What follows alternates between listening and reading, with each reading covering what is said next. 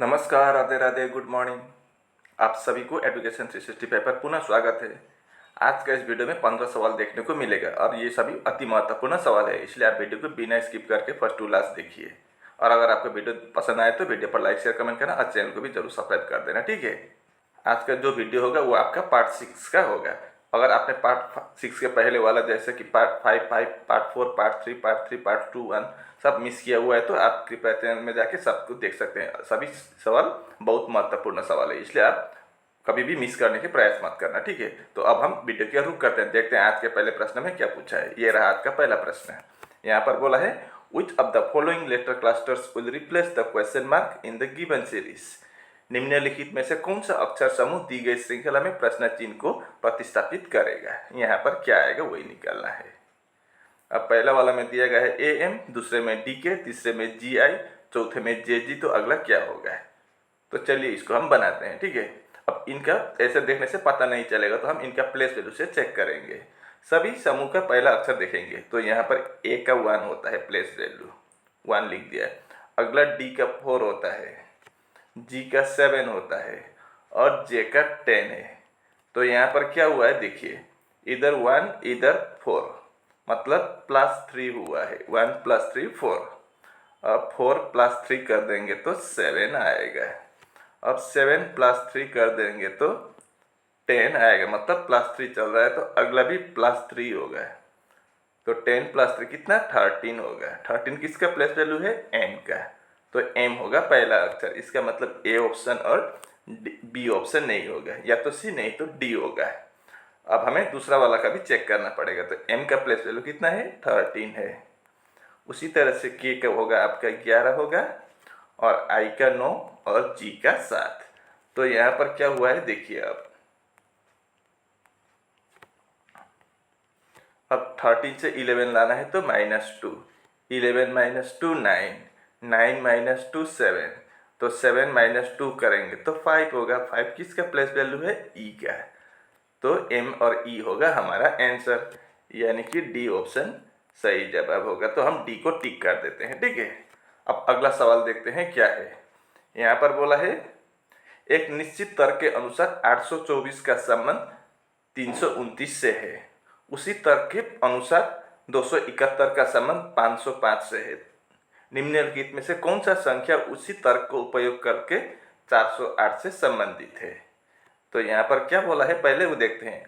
824 का संबंध किसके साथ है, 329 के साथ है। उसी तरह से अगला 271 का संबंध है आपका 505 से। तो हमें पूछा है किसका, 408 का संबंध किससे होगा वही निकालना है, ठीक है। अब देखिए पहले वाले में क्या दिया गया है, ऊपर का नंबर बड़ा है नीचे का छोटा है, लेकिन दूसरे वाले में ऊपर का नंबर बड़ा है नीचे का छोटा है। तो यहाँ पर किस तरह का लॉजिक हो सकता है देखिए। अब हम एक काम करेंगे, ये माइनस से तो नहीं होगा, इधर माइनस से होगा, लेकिन इधर तो प्लस करना पड़ेगा तभी नीचे का संख्या आएगा। तो एक में प्लस दूसरे में माइनस, ऐसा नहीं होगा। तो हम एक काम करेंगे, इन तीनों को प्लस करके देखते हैं कितना होता है। तो 8 और 2 10 और 4 14 होता है, ठीक है। अब इधर देखिए 3 और 2 5 और 9 14। इस तरह से ये दोनों सेम हुआ है, ठीक है। प्लस करने पर इनका टोटल वैल्यू कितना आया, 14 आया। उसी तरह से यहाँ पर देखते हैं 2 और 7 9 और 1 10 हुआ है। अब इधर देखिए 5 और 0 5 और 5 10, प्लस करने पर इधर 10 आया है। अब यही लॉजिक लगाएंगे तो यहाँ पर 4 और 0 4 ही होगा और 4 और 8 12 होगा। अब यहाँ पर 6 और 1 7 और 2 9 होता है तो नहीं होगा, 12 आना चाहिए। 3 2 5 और 5 10 नहीं होगा। 2 और 5 8, 2 और 5 7 और 3 10 होता है, ये भी नहीं होगा। अब ये तीसरे वाले में देखिए 8 2 2 है, तो 8 और 2 10 + 2 12, मतलब अगर 824 का संबंध इससे है और 277 का मतलब संबंध इससे 505 से है तो 408 का संबंध 822 से होगा। सी ऑप्शन सही जवाब होगा। समझ गए ना। अब अगले सवाल को देखते हैं, ये इतना हार्ड सवाल नहीं है, समझ गए होंगे। अब यहाँ पर बोला है आई, अगर आई का अर्थ इंटू है, जे का अर्थ प्लस है, के का अर्थ डिवाइड है और एल का अर्थ माइनस है, तो निम्नलिखित समीकरण में प्रश्न चिन्ह के स्थान पर क्या आएगा। यहाँ पर अब जे का मतलब क्या बोला है, जे का मतलब प्लस, तो इसको हम प्लस बना देंगे। फिर के का मतलब आपका डिवाइड है, इसको डिवाइड। फिर आई का मतलब, आई होता है इनटू, एल क्या बताया गया है, एल माइनस है, यहाँ पर माइनस। फिर जे, जे प्लस हो गया। फिर लास्ट में आई है, आई का मतलब इनटू। अब यहाँ पर पहले बॉडमास लागू होगा। अब बॉडमास लागू होगा तो पहले ब्रैकेट के अंदर का करना होगा, तो 40 को 40 लिख देंगे, प्लस अब 32 को 4 से डिवाइड करेंगे तो 8 आएगा। फिर इंटू 5 माइनस 155 प्लस 7 इंटू 9 63।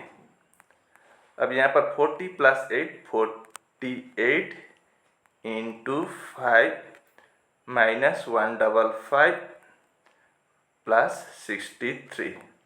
अब 48 इंटू 5 करेंगे तो 4 इंटू 8 सॉरी 8 इंटू 5 40, 40 का 0 carry over 4, 4 into 5 20 plus 4 24, 240 minus 155 plus 66 हुआ है। अब 240 प्लस 240 प्लस 66 करेंगे तो कितना होगा, 306 होगा। अब हम 300, हमने यहाँ पर गलती से 66 नहीं 63 है, हम 66 लिख रहे हैं, इसलिए गलती हो रहा है। ठीक है, मैं इसको थोड़ा साफ करूँगा। तो ये आपका 63 होगा, ये भी 63 होगा। तो यहाँ पर 303 माइनस 155 कर देंगे तो कितना आएगा, 148 आएगा। ये आपका कहाँ पर दिया गया है, सी ऑप्शन में, तो सी ऑप्शन सही जवाब होगा। तो क्वेश्चन मार्क की जगह पर 148 होगा आंसर। ठीक है, अब अगला सवाल को देखते हैं। यहाँ पर बोला है यदि 18 जून 2026 गुरुवार है तो 15 अगस्त 2028 को सप्ताह का कौन सा दिन होगा। अब हम एक काम करेंगे, जो दिया गया है उसका हम डे यानी कि दिन या तारीख और महीना को लेंगे। तो कितना दिया गया है, 18 दिया गया है। अब जून मतलब 6 महीना होता है। अब जिसका पूछा है उसका हम ईयर लिख देंगे 2028। ठीक है, अब इससे जो दिया गया है डिटेल में उसका लिखेंगे 18 जून 2026। अब माइनस कर दीजिए, 18 से 18 जीरो कुछ नहीं बचा है, इधर 6 से 6 माइनस जीरो कुछ नहीं बचा है। अब इधर 28 से 26 माइनस करेंगे तो 2 बचा है, मतलब 2 साल में 2 विषम दिन होता है। कैसे बोले तो मैं वो भी आपको दिखाऊंगा। अब एक साल में कितने दिन होते हैं, 365 दिन होते हैं, है कि नहीं। इसको अगर हम 7 से डिवाइड करेंगे तो क्या होगा, देखिए 7 पंजे 35 होता है, माइनस करेंगे तो 1 और 5।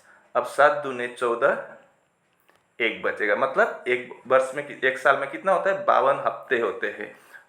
तो 364 दिन होता है और एक दिन बचा हुआ होता है, वो हम उसको विषम पकड़ते हैं। तो 2026 और 2028 के बीच में 2 साल होता है, तो 2 विषम दिन, एक साल में 1 विषम दिन, तो 2 साल में 2 विषम दिन। ठीक है, लेकिन एक बात यहाँ पर हमने नहीं बताया, वो भी हमें यहाँ पर करना होगा। क्या बोले तो यहाँ पर हमें 2028 का देखिए, फरवरी में लीप ईयर होता है। फरवरी में लीप ईयर मतलब 29 दिन होता है, तो एक दिन ज़्यादा होता है, तो उसको हम यहाँ पर प्लस कर देंगे। तो 2 और 1 कितना हुआ, 3। अब हम 18 जून 2026 से डायरेक्ट कहाँ छलांग लगा के पहुँच गए, 18 जून 2028 तक। लेकिन हम 18 जून तक ही पहुँचे हैं, हमें पहुँचना है 15 अगस्त 2028 तक। तो जून बाकी है, जून, जुलाई और अगस्त। जून में कितने दिन होते हैं, 30 दिन होते हैं। हम 18 तारीख तक पहुंच चुके हैं, तो बचा है कितना, 30 होने में 18 पहुंच गए, तो 12 बाकी है। और जुलाई में कितने, 31 दिन होते हैं। अगस्त में हमें 31 तक नहीं जाना है, 15 अगस्त का पूछा है तो 15 अगस्त लिख दीजिए। अब इन सबको 7 से डिवाइड कर दीजिए, हफ्ते में 7 दिन होते हैं इसलिए। और जो शेषफल बचा है वो लिखिए नीचे। तो 7 एकम 7, 5 बचेगा। 7 चौके 28, 3 बचेगा। 7 दूने 14, 1 बचेगा।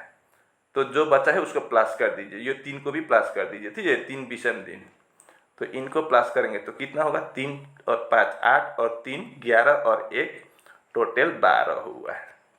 और इस 12 को फिर हम 7 से डिवाइड करेंगे, तो 7 एकम 7, कितना बचा है, 5 बचा है रिमाइंडर, यही हमें चाहिए।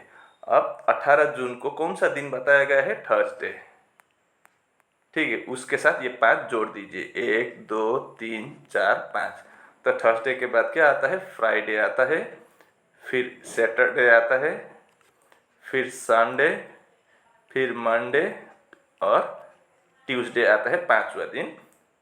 तो ट्यूसडे होगा आंसर, ये आपका ए ऑप्शन में दिया हुआ है। तो ए ऑप्शन बिल्कुल सही जवाब। उम्मीद करता हूँ कि आप इसको अच्छी तरह से समझ गए होंगे। अब देखते हैं अगला प्रश्न में क्या पूछा है। Choose the correct mirror image of the given figure. दी गई आकृति का सही दर्पण प्रतिबिंब चुनिए। तो इसका मिरर इमेज हमें निकालना है। तो मिरर इधर है तो इस तरफ बनेगा, ठीक है। मिरर इमेज में क्या होता है, लेफ्ट का राइट या लेफ्ट का राइट या राइट का लेफ्ट। तो ऐसा होगा ये पहले, और ये देखिए दूर के तरफ से नीचे के तरफ से ऊपर के तरफ मिरर के तरफ है, मिरर इधर है, मिरर के तरफ ये तीर मार दिया है। तो ऐसा ही होगा यहाँ पर, इस तरफ से दूर के तरफ से मिरर के तरफ ऊपर के तरफ तीर मार दिया है, ऐसा होगा।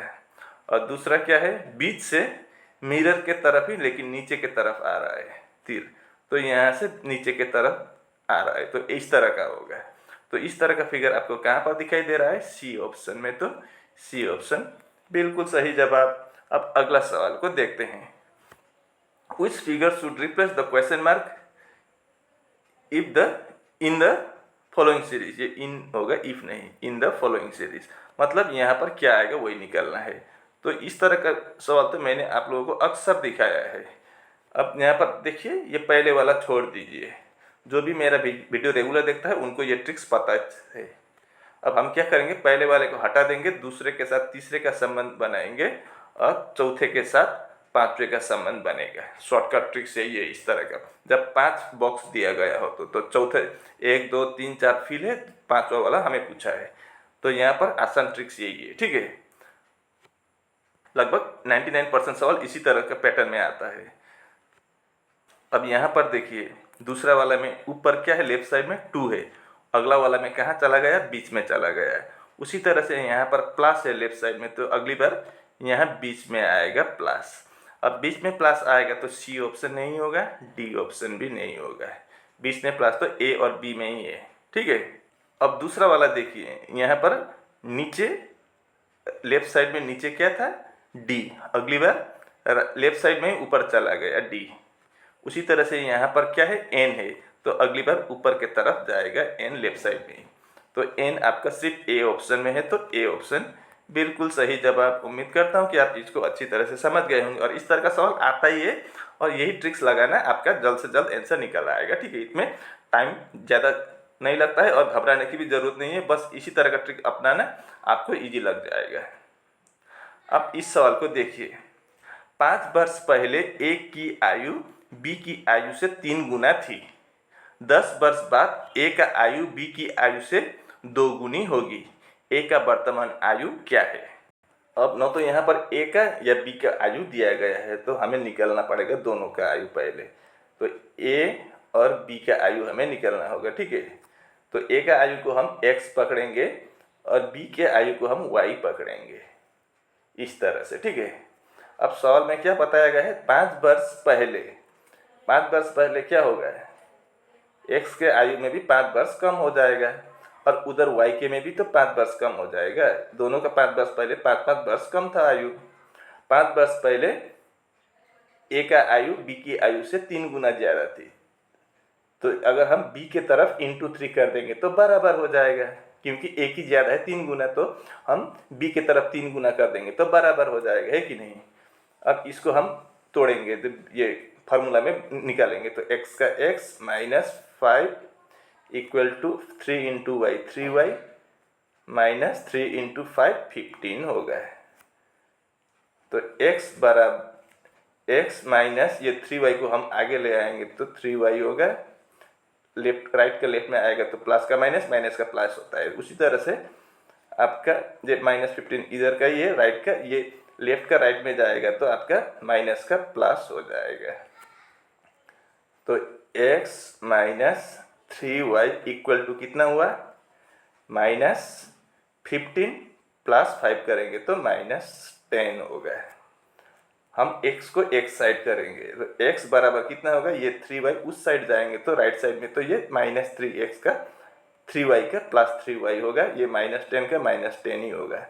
तो x का वैल्यू हमें कितना मिला है, 3y -10 मिला है, याद रखना, ठीक है। अब आगे क्या बोला है, अब 10 वर्ष बाद क्या होगा, a का आयु b की आयु की 2 गुना हो जाएगा। तो इसको हम कैसे करेंगे, तो x का उम्र 10 साल है तो 10 प्लस कर दीजिए, ये बराबर क्या होगा, 2 गुना होगा y का, तो y के तरफ इंटू 10 कर दीजिए, y नहीं b के तरफ। अब 10 साल बाद x का भी +10 होगा, y का भी +10 होगा, लेकिन 10 साल बाद क्या होगा, b के उम्र से a की उम्र 2 गुना हो जाएगा, तो b के तरफ इंटू 2 कर दीजिए तो बराबर होगा। अब इसको भी हम तोड़ेंगे तो x का x +10 बराबर 2 इंटू वाई, कितना होगा, 2y होगा, 2 इंटू 10 करेंगे तो 20 होगा, ठीक है। तो x, ये 2y को हम आगे ले आएंगे तो प्लस का माइनस होगा, और ये 20 का 20, ये 10 उस साइड जाएगा, राइट साइड जाएगा तो प्लस का माइनस हो जाएगा।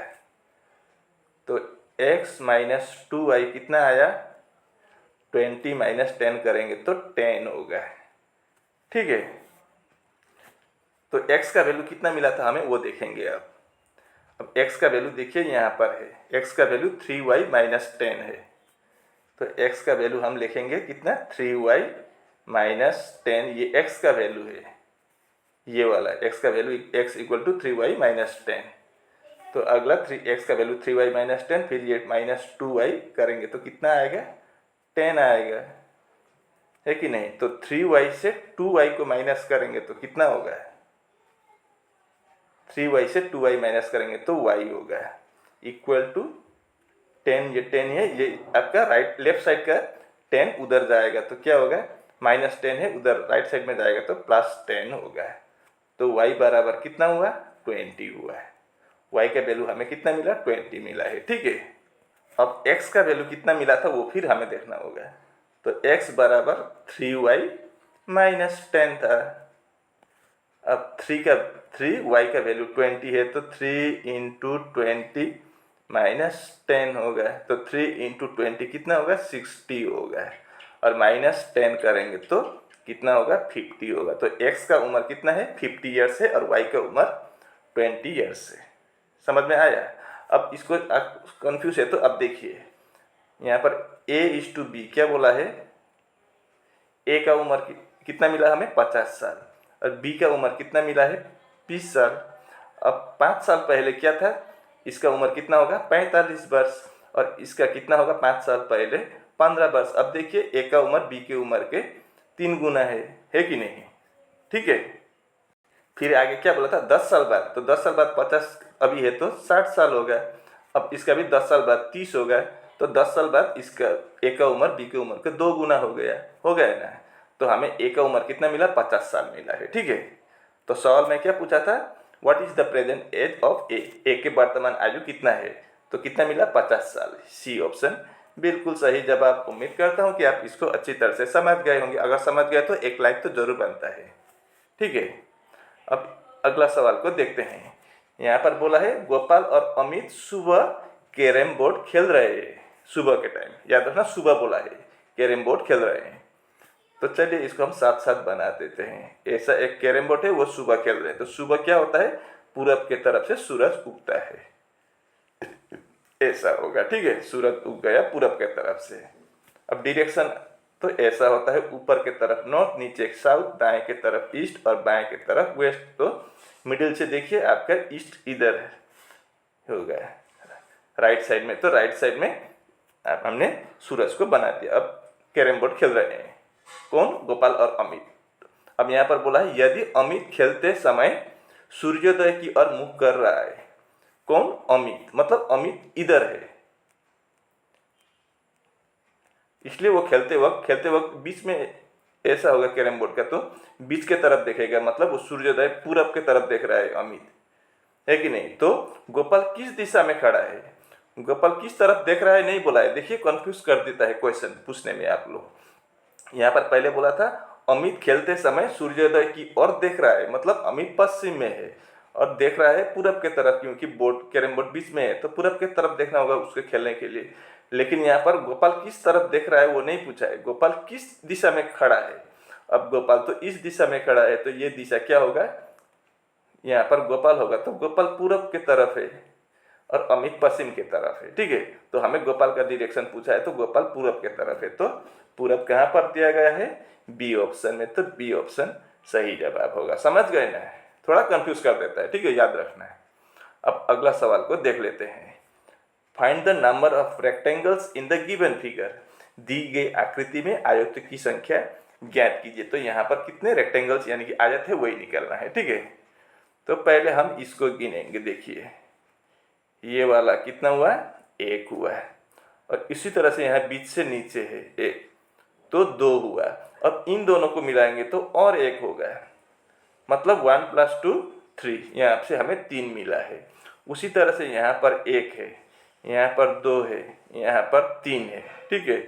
अब यहाँ से इसको हम जोड़ेंगे तो ये वाला आपका एक होगा, तो 3 और 1 4, और यहाँ से यहाँ तक जोड़ेंगे तो और एक होगा 5, और यहाँ से यहाँ तक जोड़ेंगे तो और एक होगा 6, मतलब 1 + 2 + 3 करेंगे तो 6 आएगा। तो यहाँ से हमें 3 मिला, यहाँ से 6 मिला है, और यहाँ से एक ही मिलेगा, तो कितना हुआ टोटल, 3 और 6 9 और 1 10 मिल चुका है। अब इसके अलावा भी और मिलेगा क्या है ना, यहीं पर ख़त्म हुआ है। तो चलिए देखते हैं, लेकिन अगर हम इसको बनाएंगे तो ये भी तो एक रेक्टेंगल बनेगा, आयत, ठीक है, ये वाला एक बना है, और उसी तरह से एक ये भी तो बनेगा, यहाँ से कितना हुआ, 2 हुआ, और इसके अलावा भी तो ये भी एक बड़ा वाला लेंगे तो ये भी तो एक बनेगा, तो हमें और 3 मिला, तो 10 के साथ +3 कर दीजिए तो कितना होगा, 13 होगा। यानी कि इस फिगर में आपको टोटल 13 रेक्टेंगल्स देखने को मिलेंगे। बी ऑप्शन बिल्कुल सही जवाब, ठीक है। अब अगला सवाल को देखते हैं। दिए गए विकल्पों में से वो संख्या चुनिए जो प्रश्न चिन्ह के स्थान पर आ सके, मतलब यहाँ पर क्या आएगा वही हमको निकलना है। तो ऊपर देखिए क्या है, SATM 4 लेटर्स है, और नीचे 14 यहाँ क्वेश्चन मार्क की जगह पर भी नंबर ही आएगा, अगला 26 और 8, नीचे की तरफ 4 नंबर है, ऊपर की तरफ 4 लेटर्स है, अल्फाबेट है। तो यहाँ पर फंडा क्या है देखते हैं। तो S है पहले, तो S का वैसे प्लेस वैल्यू कितना होता है, 19 होता है, ठीक है। अगला A है, A का प्लेस वैल्यू 1 होता है। फिर तीसरा T है, T का 20 होता है, और चौथा वाला M है, M का कितना होता है, 13 होता है, ठीक है। अब देखिए यहाँ पर क्या फंडा है, ये ऐसे बनेगा, तो S + 8 कर दीजिए, S का प्लेस वैल्यू 19 + 8 करेंगे तो 27, मतलब अपोजिट लेटर्स का प्लेस वैल्यू। H होता है 8 का प्लेस वैल्यू, H और S अपोजिट होता है, तो अपोजिट लेटर हमेशा प्लस करने पर 27 आता है। जैसे कि A का 26 और A का 1 और Z का 26 प्लस करेंगे तो 27, उसी तरह से B का 2, Y का 25 प्लस करेंगे तो 27, उसी तरह से A के साथ देखिए ये वाला होगा, तो A का 1 और +26 कर दीजिए, कितना हुआ, 27 हुआ, ठीक है। और यहाँ पर M का भी दिया गया है 14, अब M का प्लेस वैल्यू 13 है, तो 14 ये वाला प्लस कर दीजिए, इधर भी आपका 27 आ रहा है। तो यहाँ पर क्या प्लस करेंगे 20 के साथ, तो 27 आएगा, बोले तो 7, तो 27 आ जाएगा, तो 7 होगा यहाँ पर। 7 आपका कहाँ पर दिया गया है, A ऑप्शन में है, तो A ऑप्शन बिल्कुल सही जवाब, ठीक है। अब अगला सवाल को देखते हैं। यहाँ पर बोला है किसी एक कोड भाषा में पिजन का कोड ये है, तो ईगल्स का कोड क्या होगा।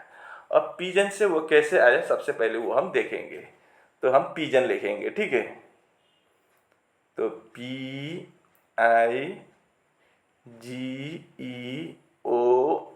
पिजन। और हमें निकलना है किसका? ईगल्स का।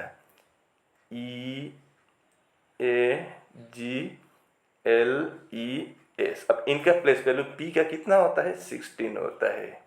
अगला I का 9 होता है, G का 7, E का 5, O का 15 और N का 14। उसी तरह से E का 5, A का 1, G का 7, L का 12, E का 5 और S का 19 होता है। ठीक है, अब यहाँ पर क्या लॉजिक है देखते हैं। अब इसका कोड यहाँ दिया गया है, कितना है? 11 है, फिर R है, 20 है, V है, 12 है और M है। तो यहाँ पर फंडा क्या है वो अब पता चलेगा। अब देखिए P का प्लेस वैल्यू 16, इधर 11 और 16 प्लस करेंगे तो 27, मतलब अपोजिट लेटर का प्लेस वैल्यू दिया गया है यहाँ पर। P का अपोजिट K होता है, K का प्लेस वैल्यू 11। ठीक है, उसी तरह से I का प्लेस वैल्यू 9 होता है और I का अपोजिट R भी R होता है। तो वैसा 9 और 18 प्लस करेंगे तो 27 होता है। तो R होगा I का अपोजिट। पहले वाला नंबर दिया गया है, दूसरा बार लेटर दिया गया है, तीसरे बार 20 और 7 27। अगली बार एक बार पहले नंबर, लेटर, नंबर, फिर लेटर। E का प्लेस वैल्यू 5 और E का अपोजिट V होता है, V का 22 27 ही होता है। ठीक है, इस बार नंबर 15 और 12 27 होता है। उसी तरह से यहाँ पर N का 14, N का अपोजिट M होता है 13 27 ही होगा। समझ गए ना? यही लॉजिक है। तो यही लॉजिक यहाँ पर लगाएंगे तो पहले वाला में क्या आना चाहिए? नंबर आना चाहिए। तो इधर 5 है तो 22 होगा, 22 प्लस 5 27। और दूसरा यहाँ पर लेटर आएगा तो A का अपोजिट Z होता है तो Z होगा। फिर तीसरे बार नंबर आएगा तो 20 प्लस 7 27 तो 20 होगा। अगला बार यहाँ पर लेटर आएगा तो L का अपोजिट O होता है और फिर यहाँ पर 5 है, फिर इस बार क्या आएगा? नंबर आएगा तो 5 का अपोजिट 22 होता है तो 22 होगा। फिर लास्ट में S है, S का अपोजिट क्या होता है? H होता है लेटर में। तो 22Z 20O 22H कहाँ पर है? D ऑप्शन में है। तो D ऑप्शन बिल्कुल सही जवाब। उम्मीद करता हूँ कि आप इसको अच्छी तरह से समझ गए होंगे। अब एक बात मैं आपको बता देता हूँ कि इस तरह का सवाल में ये जीरो और ओ में कंफ्यूज मत होना है। इसका एक ट्रिक्स क्या है जानते हैं आप? जीरो को थोड़ा लंबा करके लिखा जाता है और ओ को पूरा गोल लिखा जाता है, इस तरह का होता है। अब यहाँ पर कोई कोई कंफ्यूज हो जाते हैं, 22Z को भी 2 समझ लेते हैं और यहाँ पर कौन सा वाला जीरो है कौन सा वाला ओ है वो समझ सकते हैं, कोई कोई कंफ्यूज हो सकते हैं। याद रखना ओ क्या होता है? गोल होता है और जीरो को थोड़ा लंबा ऊपर की तरफ खींचा हुआ होता है। देखिए ये इसमें और इसमें डिफरेंस। ठीक है, तो अब हम अगला सवाल को देखते हैं। यहाँ पर डी ऑप्शन सही जवाब हुआ है।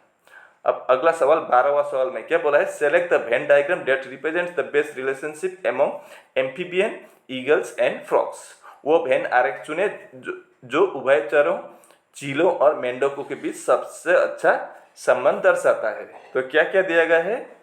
उभयचर, मतलब उभयचर का मतलब क्या है? जो मिट्टी में भी रहता है और पानी में भी रहता है उसको हम उभयचर बोलते हैं, दोनों तरफ रहने वाले।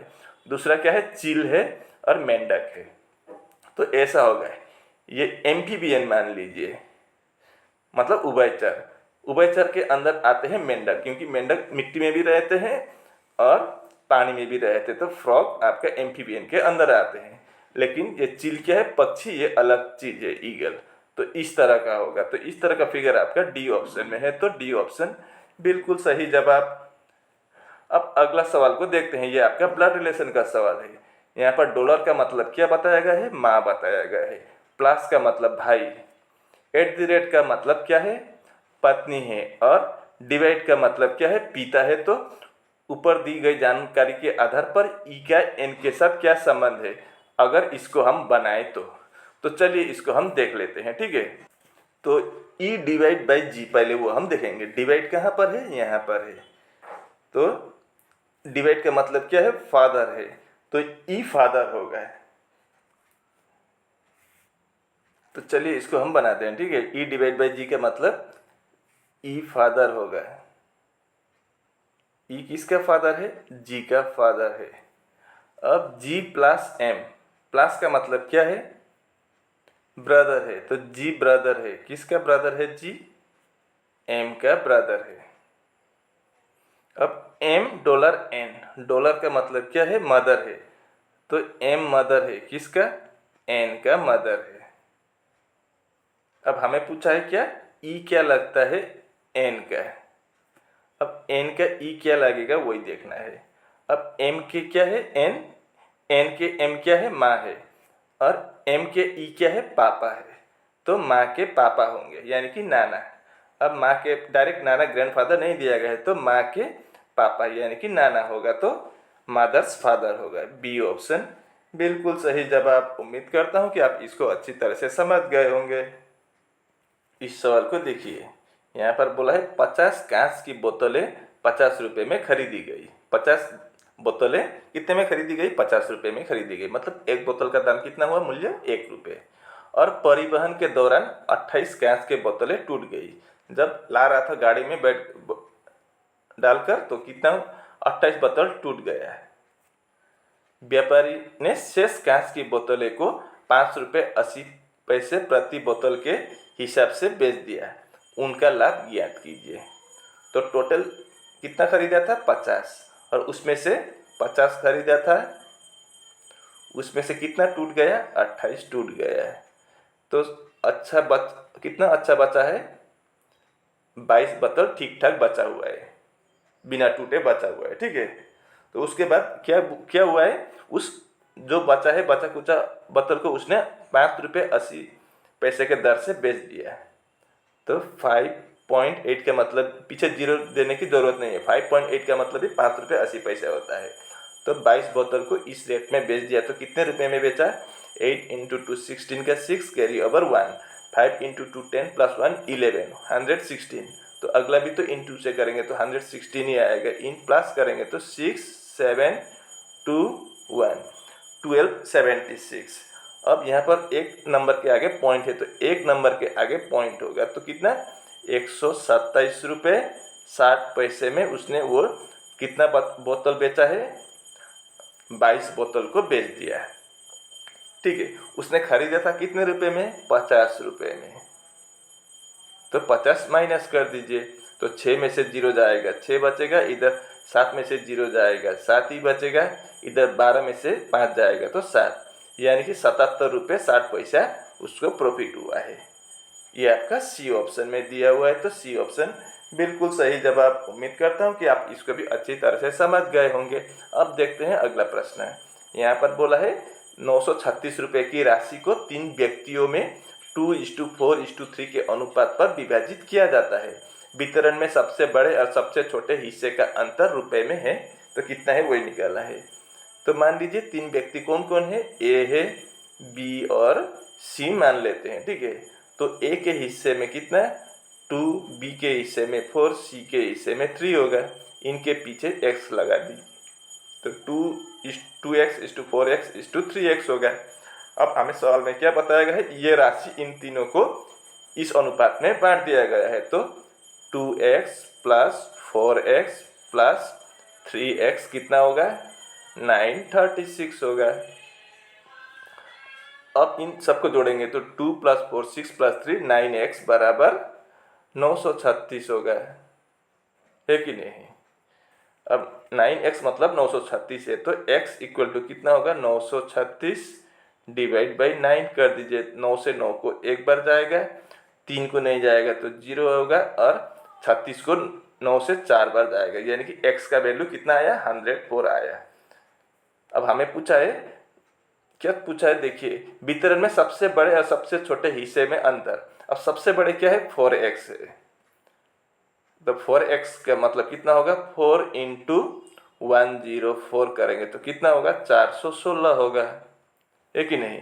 और सबसे छोटा क्या है? 2x है, तो 2x मतलब 2 इंटू 104, 104 इंटू 2 करेंगे तो 208 होगा।